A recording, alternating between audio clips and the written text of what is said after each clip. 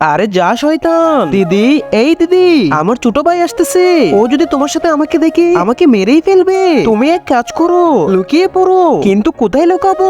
পানিতেই লুকিয়ে পড়ো। হ্যাঁ ছোট বল, বাড়ি চলো, মা ডাকতেছে। আচ্ছা তুই যা, আমি আসতেছি, তাড়াতাড়ি আসো। বেঁচে গেছি। হ্যাঁ বেঁচে গেছি। ওরে বাবা, কাকা আসতেছি, আবার লুকাও। এই হ্যাঁ না, তুই এখানে, তাড়াতাড়ি বাড়িতে যা। আচ্ছা যাইতেছি।